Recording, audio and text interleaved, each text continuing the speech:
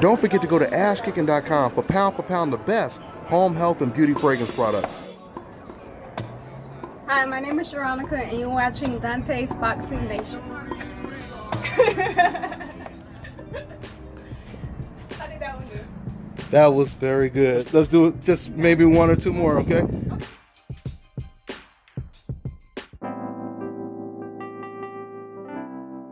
All right. And let me go and introduce my special guest.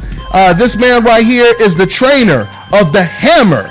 It's Hammer time tonight. My man Jason Galarza. What's going on, Jason? Everything's good. Thanks for having me. All right, man. Pleasure's ours. All right, let's go ahead and get into it. Now, first things first, my man Lubin, he couldn't make it because he's training and everything, and he's resting. So we have his trainer on the phone right now, and we have a lot to talk about. So, Jason, first things first, man. I mean, I'm sure you heard the interview that I did with Jamel's trainer, Derek James. He basically said that, he felt, I asked him a question, Jason. I said, would you say that Lubin is the toughest fighter and the best fighter that you guys have ever faced? And he asked a rhetorical question back. He was like, well, is he better than Vanis Martirosyan? Is he better than Charles Hatley? What's your reaction to him saying that, Jason, first of all? Well, first off, how I feel about that situation is I truly believe, I'm the coach, of course, but I truly believe this is going to be the toughest test for Charlo. No disrespect to any of those guys, but just on the level of skill of what Erickson Lubin brings to the table is different from every person you mentioned. His style is different from every last one of them. He's very athletic. He has great speed. He got power in both hands. And every one of those guys you mentioned may have had one of those attributes, but not all of them. Mm-hmm. Absolutely. Go ahead, Mil. Hey, how you doing, Jason? This Big Mil from with Dante's Boxing Nation. Hey, you've been training them for some time now. How long have you all been together? How long have y'all been a team? Well, I first met up with Erickson in the gym in Orlando. Probably he was around 8 years old. I used to bring a fighter I had over there to spar with him a lot. And then I started getting asked by his coach to take it to the Nationals when he was probably like 10 years old. I would take him to the Nationals. He would win. He would come back. Everybody would be talking big about him. And his coach would figure the next one he wanted to take him. Erickson called me up. He lost that Nationals. Came back to Orlando, really upset. Then the next following Nationals, his coach called me, asked me if I'd take him. And so then I took him. He won that Nationals. Then it repeated itself one more time where he lost with his coach. But by the age of 13 is when Erickson became my fighter full time. And something else, of course, with Derek James, with him training all these champions, the perception obviously is going to be, how do you compete with someone who has a resume like that in terms of, trainer versus trainer? What do you say to fans that say stuff like that, or people in general? Well, yeah, I've been hearing this quite often, and how I situate it is pretty much like this. I don't take nothing away from Derek James. He does a great job. But, they say I'm an amateur coach. I really haven't done nothing in the pros. But, shout out to the amateur coaches because it's not an easy job. Ericsson's known me since he's 13. He hasn't lost a fight since he was 13. And to go to these national tournaments and fight 5 days in a row, you have to be a good coach to dissect 5 different fighters in 1 week. And I've been doing that with Erickson since he's 13. So what do I say to that? Me and him have a great chemistry. And I believe chemistry is a real big part of boxing. Okay. And that's what I bring to the table. We got a chemistry. You can ask Erickson himself. It's pretty much people compared it in amateurs like a video game. I would yell out a combination. He'll tell you, he'll close his eyes and believe that combination I told him to throw is going to land. So it's just the chemistry we have. And, with Derek James right now and Charlo, that's what they're starting to learn how to build. And it's not going to happen overnight. Chemistry does not happen overnight. So I think that's where we have the edge coming into this fight. Okay. And it's interesting because and let me ask you, can you raise your audio on your phone, Jason? You sound a little bit low. I'm gonna try to turn you up. I got you as loud as possible over here, but if not, okay, that's fine. Maybe I'll go better. It's okay. It sounds a little bit better, but that's fine. I was But anyway, let me ask you about this, Jason. First of all, you touched on your amateur experience and stuff like that. So who else did you train? When it comes to pros and amateurs and national champions, even even in amateurs. I've trained with a lot. I've trained with a lot of top amateurs.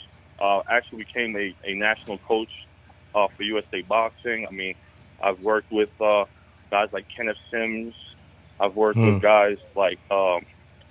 There's been a lot. Sean Simpson. I mean, we went to this tournament with eight fighters, walked away with 2 golds and 6 silvers. So I think we did a great job on that tournament. That's awesome. But I mean, Leroy Davila. I worked with Rashidi Ellis. I mean, I worked with a lot of top dudes, and the reason why they felt so comfortable with me is we have this relationship. I watched these kids grow out through the years, and I seen what their strengths were. And I also know how to pretty much read the opponent. So, after working with them, I learned a lot from those guys. They taught me a lot as amateurs the game went. So, I mean, I worked with a bunch of guys. I mean, I used to go to tournaments and national tournaments. You would have somewhere between 250 fighters at these tournaments, and by the end of the tournament, there'll be 20 left, 10 different weight classes, 2 fighters per weight class, and I would go with 3 fighters. And almost all the time, I would be in the finals with all 3 of my guys. Wow. So that said a lot in itself, So it wasn't like, I'll go to a tournament and maybe here and there we would get into the finals. We made the finals almost every time. Well, okay. That's what it is, Jason. Something else, man. Now, I've been hearing from some boys in D.C. who was real close to the situation. Now, they're telling me that basically Erickson Lubin, he was up there sparring, and Broner and Lundy, they were sparring. And so he was outside watching them, and Lubin ended up getting into some trash talk with Lundy. And then next thing you know, Adrian Broner, he said to Lubin, why don't you get in the ring? And I heard that Lubin, he basically got in there, and Lundy, he got so heated that it got real personal. Gloves came off. I mean, this is what I'm hearing. Can you elaborate on that, Jason? Well, yeah, it's funny because, I mean, it somewhat it did happen in that way, but we went to a training camp that Barry Hunter invited us to, which is a real good friend of mine, and which I learned a lot from coming through the amateur. And we went up there, and there was sparring going on. Erickson Lubin wanted to spar with Adrian Broner, and they said no, that day they didn't want to do that. And there was some type of sparring going on between AB and with Lundy, and then some words got exchanged, and Erickson did end up getting in the ring with Hank Lundy, and it did spill out outside the ring, and everything, it got squashed. But I think Erickson proved himself as being a youngster. Hank Lundy pretty much wanted him to have respect on his name, and I guess because they're both named Hammer, and so it was actually funny after the fact. But my young boy handled himself quite well. He handled himself pretty well. And I mean, that sounds like the Errol Spence Broner story. That's what's so funny about that. Yeah. Now, how come you didn't get that work with Broner? I guess at that time Barry and them felt that who he was setting up to fight wasn't a southpaw, so he probably didn't want to go that route with Erickson. So I mean, it is what it is. I mean, we got some excellent work up there with a tremendous talent that Barry has in headbangers. Okay.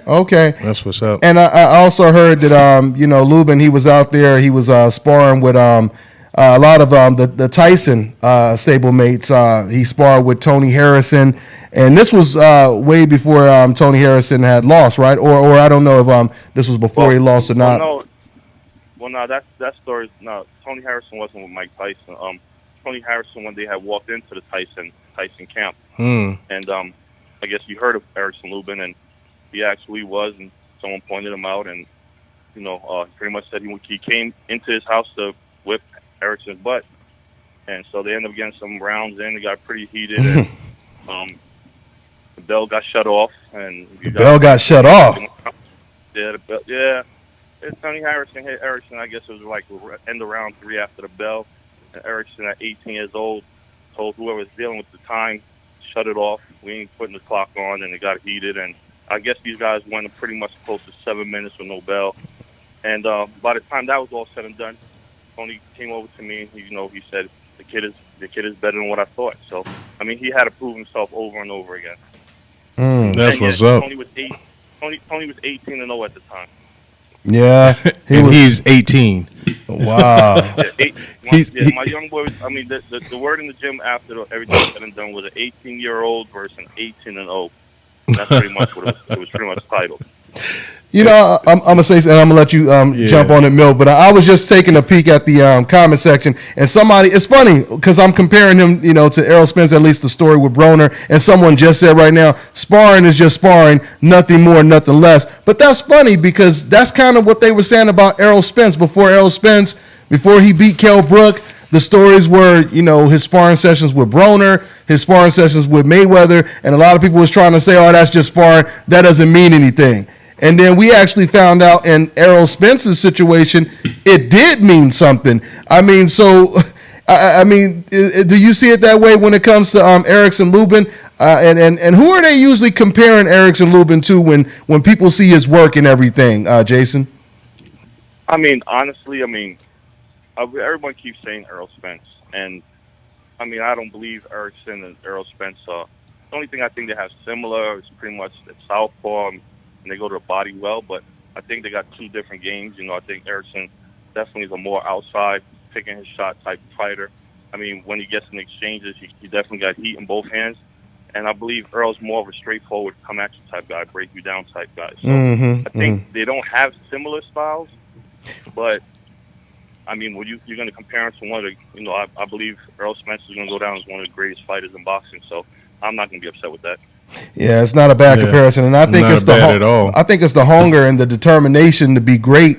You know, where the parallels come in. You know, with both of those fighters, man. Anything you want to say on that, Milt? Well, I'm always curious because it seems as though this has been somewhat of a meteoric rise for this young man, and he's well deserved all the accolades that he's getting.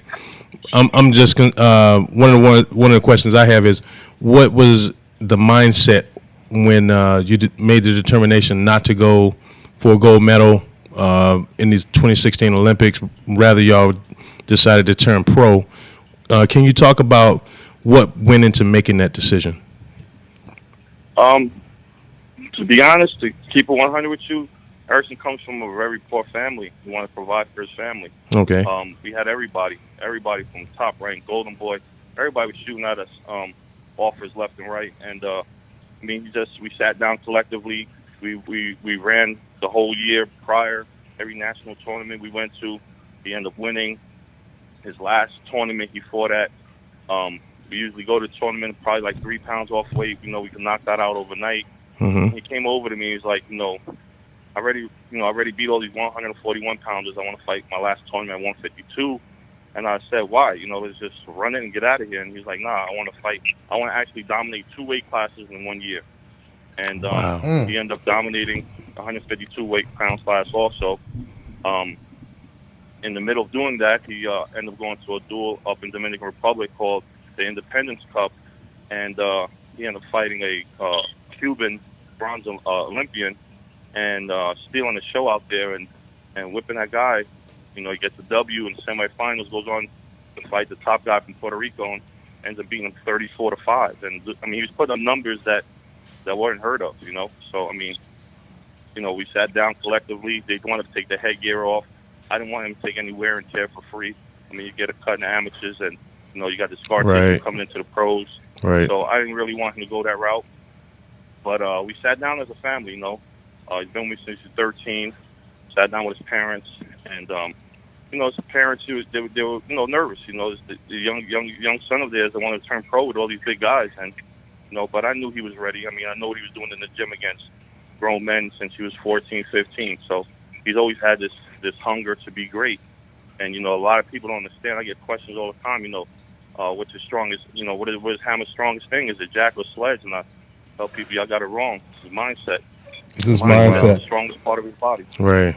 Speaking of daring to be great and everything, Jason. So, who first brought up Charlo's name? Who first said, let's go ahead and go after Charlo, or did go ahead? Well, I mean, I can break this down a couple of different ways. I mean, Erickson, we've been watching the 154-pound class since he was, say, 5-0. We realized around 5-0. 147 wasn't going to be his weight class due to the fact that he was growing. and we saw how rapidly he was growing, and his genes are very strong between his father and his brothers. They're genetically really big guys. So Gotcha. we took a chance on going up to 54. And to be honest with you, we was watching Jamal Charlo. So ever since he Wow. 5-0, we started watching Jamal Charlo fight. Wow. You know, we wasn't really watching Jamel. We was watching Jamal because that was the big name at 154. So, you know, on his fifth fight, people understand, and I'll lay some facts down because I hear all the time how Erickson Lubin's too young, he's not ready. But I mean, if you really sit down and look at the facts, on Erickson Lubin's fifth fight, he fought a guy by Noe Bolaños. I remember that fight. 2 months later, Earl Spence fought the same guy when he was 14-0. So he fought him after Erickson Lubin. Interesting comparison. Wow. So me and Erickson sitting in the house and we're watching Jamal Charlo fight Roberto Gonzalez on his 19th fight. And Erickson said, I want to fight the guy that Jamal just fought. And we sat down, we thought about it, and I said, you know what? I believe you could beat that guy also. So, you know, Jamal fought Roberto Gonzalez on his 19th fight. Erickson Lubin fought him on his 8th fight.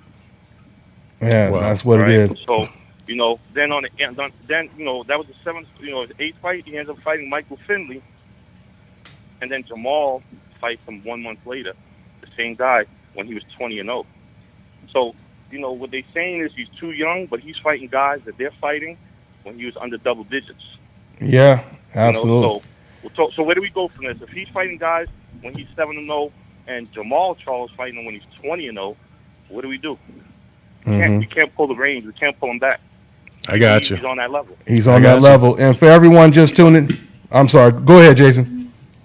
No, you go ahead. I'm just saying, you know, that's how we figured it. You know, he was fighting the same guys. So when they say who has he fought, I mean, I just threw out two names of guys he fought that Jamal Charlo fought when he was 20-0, 19-0, and he fought him when he was 7, 8-0. You know, so you know that's facts. That's, you know, y'all go to BoxRec and look it up. You know, so. Oh, I already know. Same guys. He's been fighting these same guys. We want to fight Charles Hadley on his 10th fight. He got turned down due to the fact that Charles Hadley wanted big money to fight Erickson Lubin. Oh, so you guys tried to get the Charles Hadley fight? Yeah, we wanted all the American names that were out there. We wanted them all, but they didn't want to fight Erickson Lubin for cheap money because the risk was the reward wasn't worth the risk. Wasn't benefiting to him fighting for a little bit of money. You know, you're gonna fight a young guy, take a chance of losing. So you know what? Let's go for the big money. And you know, you just can't blame his handlers wasn't being able to pay that money they wanted to fight him. And I imagine at some point, you know, as he's coming up, I know a lot of these fighters, they see what he's doing, and it does become harder and harder to get fights for a young fighter. And then, you know, if he doesn't get a championship fight, all he's fighting are those people who are willing to go in and take a risk. And a lot of times, it's not a lot of people who are, you know, who are at the contending level that will want to take a risk. So how did this championship fight come into fruition? I know he was the mandatory, but yeah, I mean, we was given a couple of different directions to go with it. But I mean, every young kid coming up, I mean, Erickson Lubin was one of them, want to fight for the green belt. So happens that Jamel Charlo has the green belt.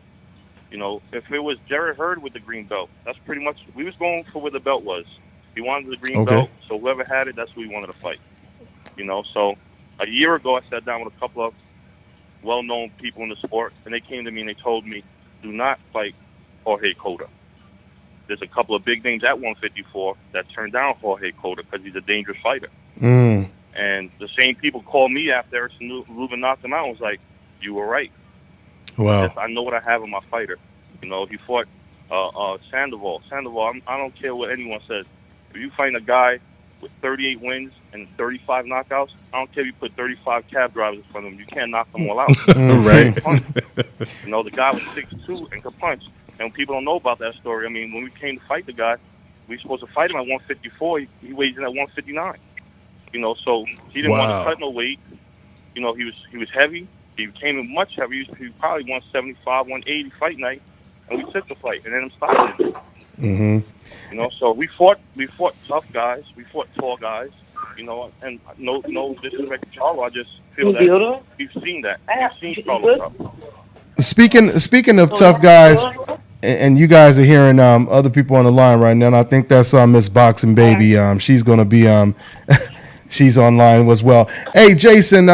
Speaking of people that he already knocked out, fighters he already knocked out.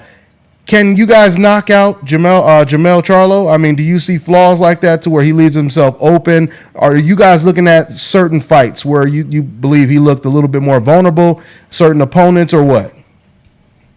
I mean, to be honest with you, I mean, it's not even giving the game plan out. We know what we're coming out to do. Erickson's always looking for the knockout. Always looking for the knockout. Absolutely. Absolutely, I think we get Charlo out of there.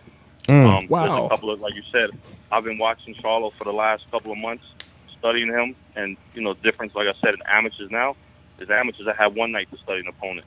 So I've been picking Charlo apart for a while now, and he does make a lot of mistakes that we're going to capitalize on. What's going on, guys? I will be at the Pro-Am show in California next Sunday, where they're going to be honoring your boy Dante's Boxing Nation an award along with Ellie Setback and Michelle Phelps. It's a great event. They're going to have professional fights and amateur fights, and Flavor Flav is going to be hosting it. A lot of celebrities, Eddie Murphy, and more. So if you guys are out there in California next Sunday, come check us out. This is Bobby, and you're watching Dante's Boxing Nation. Love that.